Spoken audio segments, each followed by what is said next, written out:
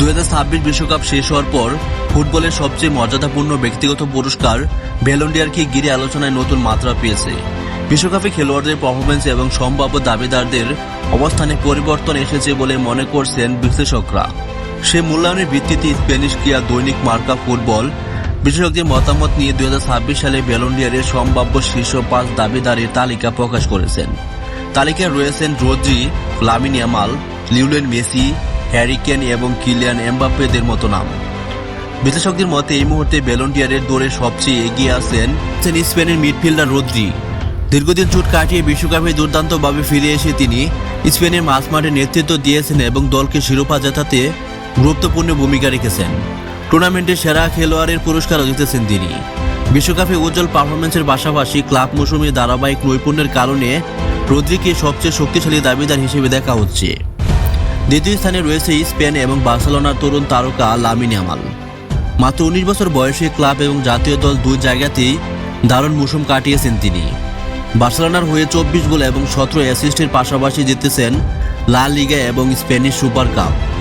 বিশ্বকাপে গুরুত্বপূর্ণ সময়ে কার্যকর পারফরম্যান্স করে স্পেনের শিরোপা জয়ের বড় ভূমিকা রাখেন লামিন ইয়ামাল।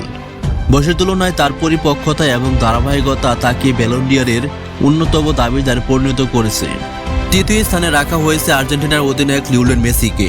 39 বছর বয়সেও তিনি নিজের সামর্থ্যের প্রমাণ দিয়েছেন। বিশ্বকাপে 8 গোল এবং 4 অ্যাসিস্ট করে দলকে ফাইনালে তুলতে গুরুত্বপূর্ণ ভূমিকা রাখেন। তবে শিরোপা নির্ধারণী ম্যাচে স্পেনের কাছে আর্জেন্টিনা হারের কারণে মেসির সম্ভাব্য নবম ব্যালন ডি'অর জয়ের পথটা কিছুটা কঠিন হয়ে গেছে বলে মনে করছেন বিশ্লেষকরা। চতুর্থ স্থানে রয়েছে ইংল্যান্ডের অধিনায়ক হ্যারি কেন। বায়ার্ন মিউনিখের হয়ে দুর্দান্ত মৌসুমে 36 গোল করে দলকে লিগ এবং কাপ 2 শিরোপা জেতাতে সহায়তা করেছেন তিনি। বিশ্বকাপেও 6 গোল এবং নিজের ধারাবাহিকতা ধরে রাখার পাশাপাশি ব্যক্তিগত পরিসংখ্যান এবং ক্লাব সাফল্যের কারণে কেন শক্তিশালী প্রতিদ্বন্দ্বী হিসেবে বিবেচিত হয়েছেন। শীর্ষ 5-এর শেষ নামটি কিলিয়ান এমবাপ্পের। রিয়াল মাদ্রিদ হয়ে লা লিগা, চ্যাম্পিয়ন্স লিগে ধারাবাহিক গোল করে আলোচনায় ছিলেন এই ফরাসি ফরোয়ার্ড। বিশ্বকাপে গোল্ডেন বুট জয়ের পাশাপাশি বিশ্বকাপ ইতিহাসে সর্বোচ্চ গোলদাতা রেকর্ড গড়ে নিজের অবস্থান আরও শক্ত করেছেন।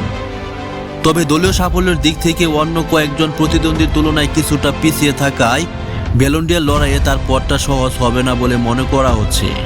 আগামী 26শে অক্টোবর লন্ডনে জমকালো অনুষ্ঠানের মাধ্যমে 2026 সালে ব্যালন ডি'অর বিজয়ীর নাম ঘোষণা করা হবে।